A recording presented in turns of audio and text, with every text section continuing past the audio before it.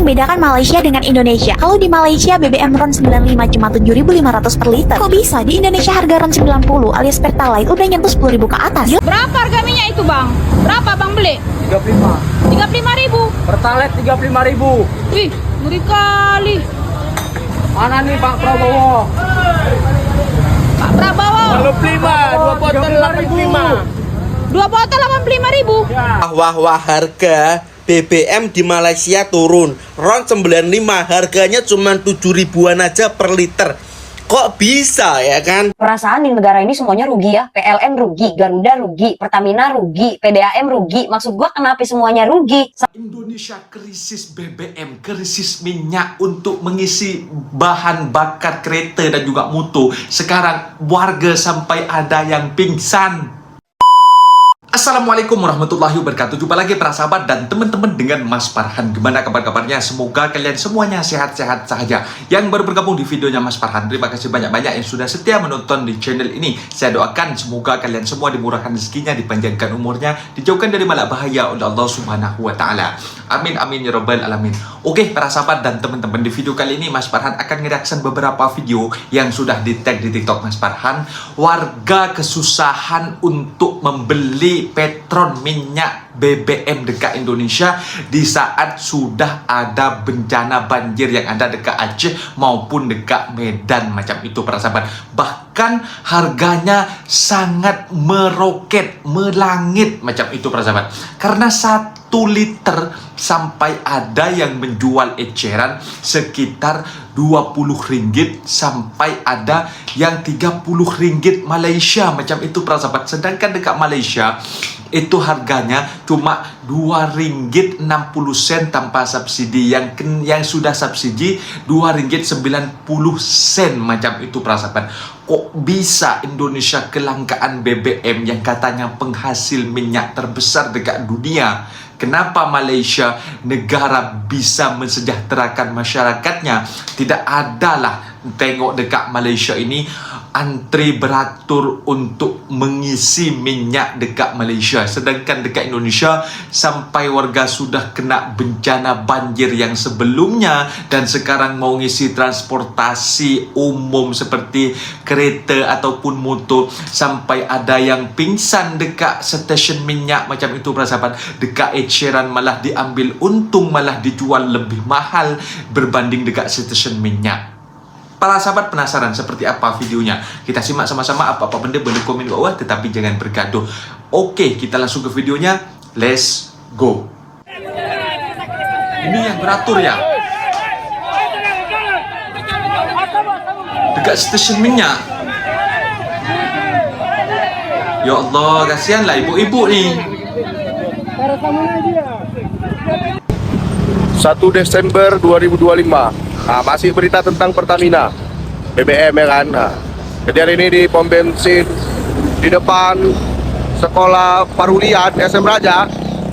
Udah nggak pernah rame-rame kali lah. Kalau mau datang tuh pagi setelah subuh bisa ngisi BBM. Di sana pun tadi aku tengok nggak pernah rame. Jadi kalau mau ngisi pagi-pagi siap subuh kemarin langsung ya ngisi minyak awak ya kan. Ada. Oke, gue juga aku dari yang ngisi tadi kata di sini ada Pertalite. Nah, kalau yang di sana Pertamax, nggak pernah rame. Kalau mau cepat kan Pertamax. Oke. Biar nggak rame-rame kali. Ya paling 1.000-2.000. Daripada kalian beli pom bensin, eceran itu sebotol limpul di dekatnya. Ada otak ya. Mencari kesempatan dalam bencana ya kan. Kalian tuh para yang cari kesempatan pakai sekitar otak kalian. Jangan kalian makan untung. Untuk hari ini untuk di Tanjung, SPBU Tanjung, tempatnya di depan Masjid Nur Saada di Jalan Serdang. Ini rame, tapi memang banyak dia pelayanannya. Ada tiga yang layani. Tapi memang banyak dia pelayanannya. Ada tiga yang layani. 4 memang rame. Nah, sana ada. 4 memang rame. Nah, sana ada. Ini ada. Kami, kalau mau sunyi tadi lah di daerah Ampas sana, tamat tadi. Kami, kalau mau sunyi tadi lah Siapa sih yang bikin BBM di Indonesia itu sering banget langka? Lalu ada BBM oplosan, sampai ada yang mengkorupsi BBM. Apa jangan-jangan Pertamina pelakunya? Nah, menurut sumber yang kutemukan, penyebab masalah BBM di negara kita ini salah satunya karena ada oknum yang bermain curang untuk kepentingannya sendiri, atau biasa orang menyebutnya mafia migas. Dan salah satu nama besar yang sering dikaitkan dengan mafia migas ini adalah Riza Khalid atau The Gasoline Godfather. Kabarnya dia ini menguasai jalur impor minyak, lalu bisa menentukan harga, serta punya pengaruh besar terhadap kebijakan migas yang masuk ke Indonesia. Dan Riza Khalid sudah bergerak sejak era Orde Baru, artinya selama bertahun-tahun belakangan ini dia tidak pernah tersentuh oleh hukum. Hingga akhirnya saat masa pemerintahan Pak Prabowo sekarang, Kejaksaan Agung akhirnya bisa menetapkan Riza Khalid sebagai tersangka dugaan kasus korupsi tata kelola minyak yang berjalan dari tahun 2018 sampai 2023 dengan kerugian negara yang ditaksir bisa mencapai 285 triliun rupiah. Hingga aset-aset Riza Khalid pun dibekukan oleh negara. Dan menurut para pengamat, mafia migas ini sangat mungkin untuk melakukan balas dendam kepada negara kita, dengan salah satunya memanfaatkan perusahaan Pertamina. Bahkan terjadi krisis BBM di beberapa wilayah, mulai dari BBM oplosan, BBM langka, sampai BBM yang bercampur air. Memang saat ini perusahaan Pertamina jadi hujatan masyarakat atas krisisnya BBM di negara kita, tapi bukan berarti mereka dalangnya. Jangan-jangan bisa jadi mereka ini lagi diseret ke tengah pertarungan para pemain besar yang punya kepentingan bisnis hingga triliunan rupiah. Dan yang jadi korban dari fenomena ini adalah kita, rakyat biasa yang kesehariannya perlu BBM untuk beraktivitas dan bekerja. Nah, kalau menurut kalian gimana? Coba tulis di komen. Setelah bencana alam banjir di kota Medan, tahu kenapa yang terjadi? Fenomena apa? Kelangkaan bahan bakar minyak. Oke lah, gak apa-apa lah, mati-matian kita ngantri di SPBU sana kan. Contoh, ngantri awak dari malam dapatnya subuh, ya kan? Ngantri awak pagi dapatnya sore. Apa-apa? Cuman di sini yang paling mau kubahas, yang jual minyak eceran. Apa-apa? Cuman di sini yang paling mau kubahas, tersanggup kalian jualnya 20.000, 25.000, ada yang 30.000. Otak kalian pakai apa otak? Ini di tengah musibah, bencana banjir, nggak ada salahnya kalian ngambil untung, nggak ada salahnya kalian dagang, itu nggak salah, berdagang boleh, cuman jangan terus kayak apa kali kalian ngambil kesempatan di tengah apa bencana, kayak nggak adanya keluarga kalian kena dampak bencana banjir ini sampai suka-suka kalian naikkan harga itu, lain kali gini bang, ya. Kalau apa, sikit-sikit aja nggak apa-apa lah. Kalau tadi misal kau jual biasanya 10.000, kau naikkan 15, udahlah nggak apa-apa lah, pikir kami kan karena langka. Makanya aku tahu sama kalian bang ya, yang punya grosir, yang punya kedai, yang punya warung. Kalau semisal kalian tengok ada penjual minyak eceran mau beli, apalah dia ke kedai kalian, ke warung kalian, contoh lah mau beli rokok dia, ada rokok bang, ada rokok apa, Sempurna, bilang aja yang biasanya Sempurna 35.000 sebungkus, khusus untuk dia bilang aja 65.000 sebungkus bang. Kok mahal kali? Iya, kau pun jual minyak mahal kali, bilang gitu bang. 25.000 yang jerigen gini 45.000. Itu 45.000 kak ya? Itu 50.000. Tapi itu 50.000 itu. Ya Allah, malas ini. Ini 50.000. 50.000 nih kak ya. Sabar ya bu ya. 50.000 nih kak ya. 50.000 yang ini kak nih. 50.000 yang ini. Itu 50.000. Sementara itu, krisis bahan bakar minyak atau BBM di Takengon, Aceh Tengah masih terus terjadi. Antrean yang panjang terjadi di SPBU, pemirsa. Konsumen dijatah hanya boleh beli 1 liter BBM untuk sepeda motor dan 2 liter untuk mobil. Seperti inilah yang dapat kami tampilkan pemirsa, yang merupakan antrean panjang kendaraan yang hendak masuk untuk membeli BBM di salah satu SPBU di Takengon, Aceh Tengah. Antrean panjang ini sudah terjadi sejak subuh. Pengguna kendaraan hanya bisa pasrah, mereka antre berjam-jam demi 1 atau 2 liter BBM. Sampai kapan lah ngantri beli minyak kereta kayak gini? Mau beli minyak kereta, beli minyak kereta untuk mobil. Ngantri beli minyak kereta belakang itu masih banyak lagi minyak kereta, beli minyak kereta untuk mobil. Sampai sumpah, sampai kapan lagi ini kami tinggal di Medan ini. Kalian di mana? Kalian tinggal di mana, weh? Aman nggak minyak di tempat kalian? Kami tiap hari kayak gini, mau pagi, mau siang, mau sore, mau malam, tengah malam, subuh. Subuh pun orang antri, tahu kalian ini. Mau malam, tengah malam, subuh. Subuh pun orang antri, tahu kalian. Ya Allah, berkali kepalaku. Kepala ya Allah, ya weh. Kali kepala. Tentara, abang-abang tentara pun. Tentara, abang-abang tentara pun di sini.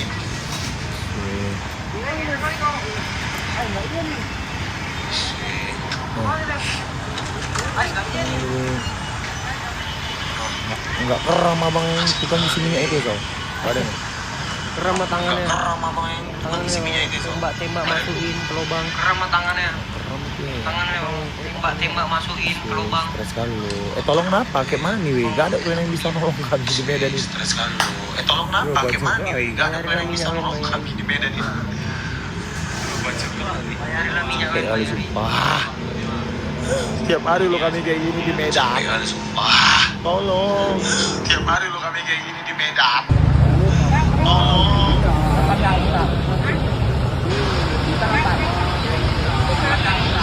Bos, mana baliknya?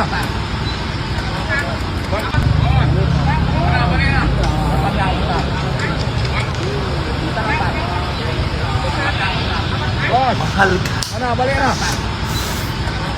Berapa harganya itu bang? Berapa bang beli? 35.000. Berapa harganya itu bang? Berapa bang beli? 35.000. Wih, kali. Prabowo. Dua botol lah Prabowo. Dua botol lah. 9 ringgit. Sumatera, kebanjiran ngantri minyak boy. Kalian pikir banjir satu Medan kemarin itu udah bencana? Bukan. Sekarang bencana besar baru datang. Kota Medan baru saja menderita setelah banjir besar yang menimpanya. Belum kering sisa banjir kemarin. Sekarang langkahnya BBM membuat hidup kita makin terancam.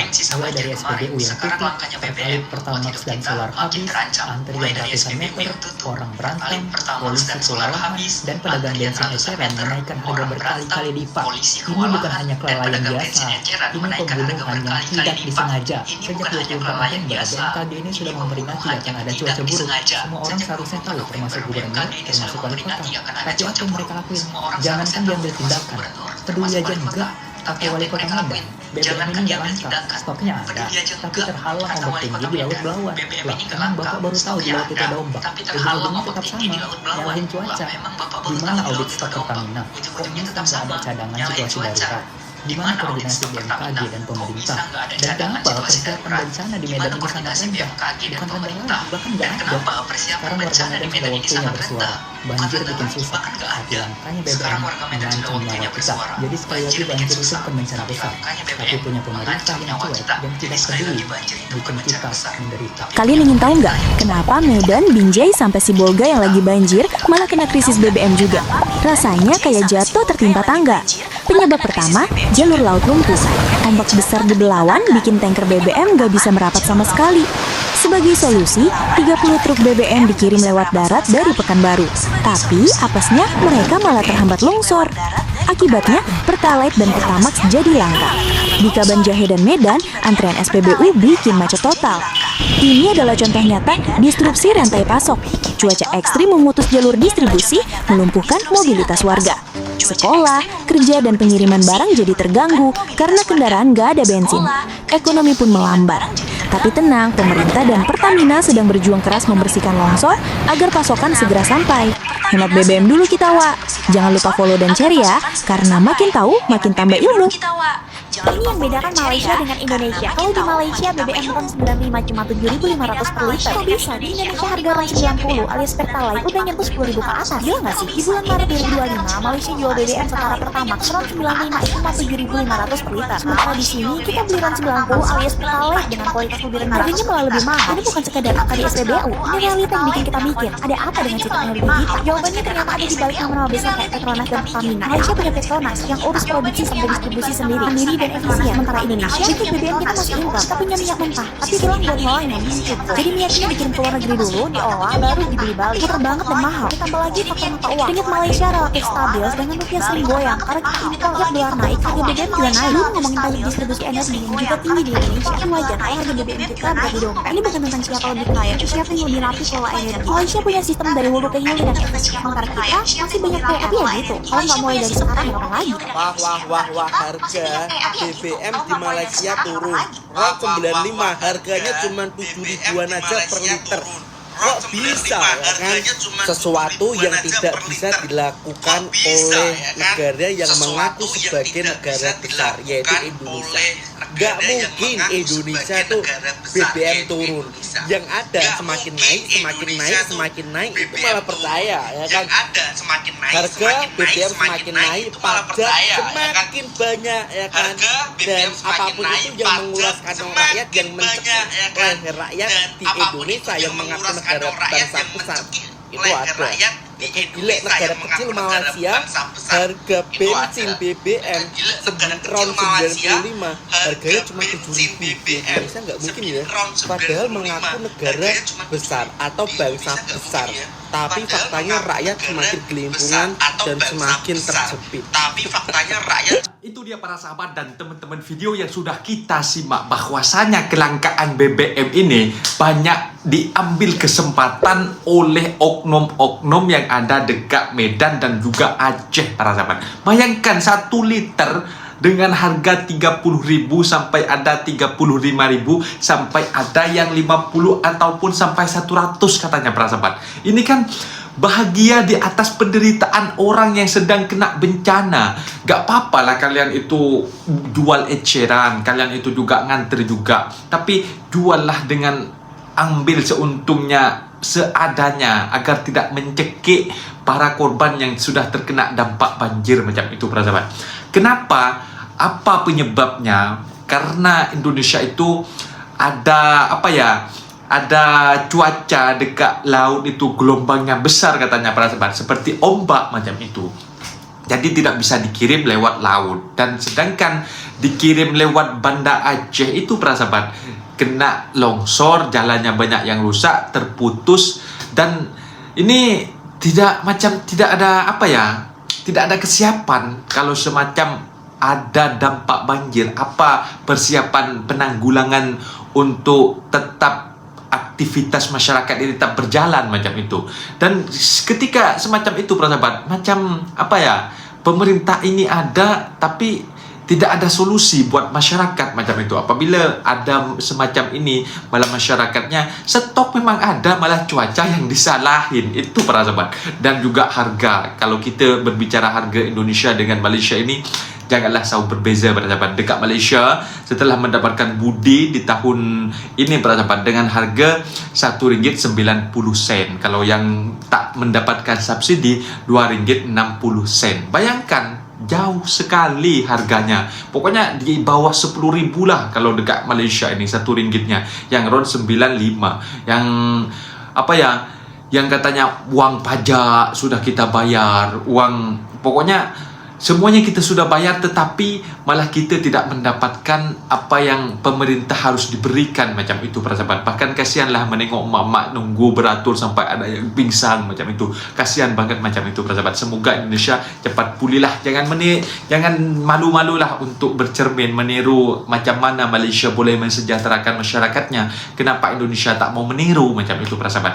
Mungkin videonya sampai di sini para sahabat, dan teman-teman apabila ada kata benda yang silap, saya minta maaf sebesar-besarnya. Mohon dibenarkan di kolom komentar. Undur diri. Assalamualaikum warahmatullahi wabarakatuh.